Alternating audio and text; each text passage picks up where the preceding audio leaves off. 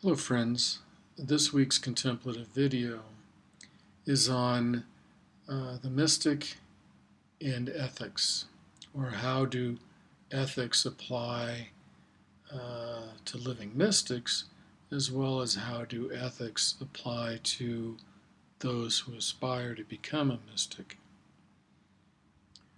What we find among those who are not yet mystics, they are generally, but who become mystics, they generally are not only rigorously self-aware and rigorous contemplatives, but they are also aspiring to some kind of ethical standard. And those ethical standards are typically taught by religion, and it just so happens that the major religions teach pretty much the same group of ethics. In Christianity, they're called the 7 deadly sins. In Buddhism, they're called the 10 hindrances. And if we look at the list of hindrances and the list of the 7 deadly sins, they're almost identical. There's a few variations, but overall, ethics are really about avoiding addictive behavior. Now, the priests of the major religions generally believe that one cannot become a mystic or an enlightened being until one has perfect ethics. And that may be true, except that what we find when we study the mystics is they do not begin with perfect ethics, although they aspire to greater ethical behavior. Now, what we find from our own practice, as well as from studying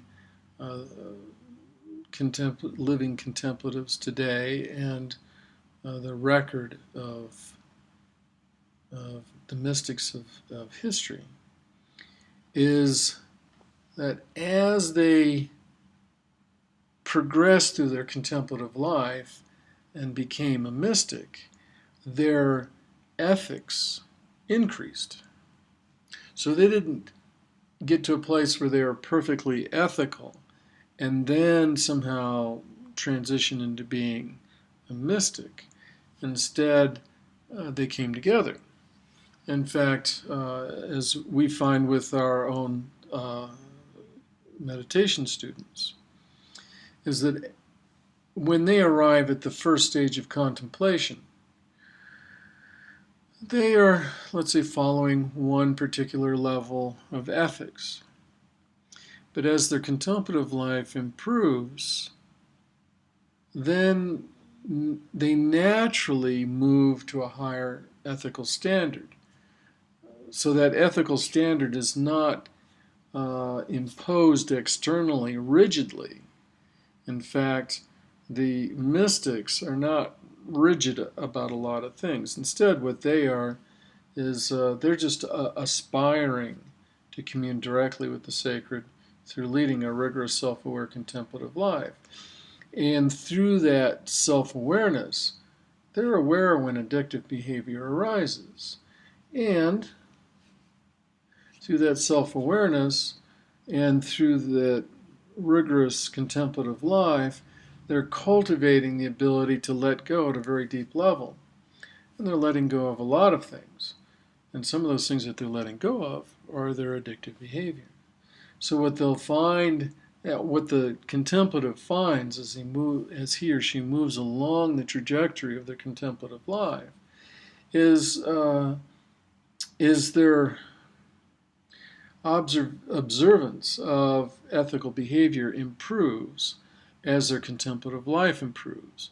And the evidence of that contemplative life is in part improved ethical behavior, but it's also represented in other fruit of the contemplative life. That includes the charisms. So we could argue that ethical behavior is a charism because it's really the product of leading a rigorous self-aware contemplative life. So thank you, friends.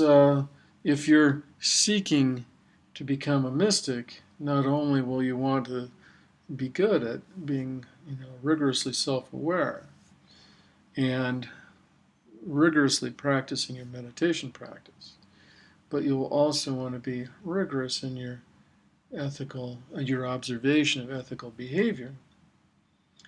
But at the same time, don't be self-abusive. And some of those ethics might just be culturally derived and may not be relevant, but remember, the ethics are really about avoiding addictive behavior. Moderate behavior is acceptable, but addictive behavior, which is obsessive compulsive behavior, that is to be avoided whenever possible. So thank you, friends. Have an excellent contemplative week.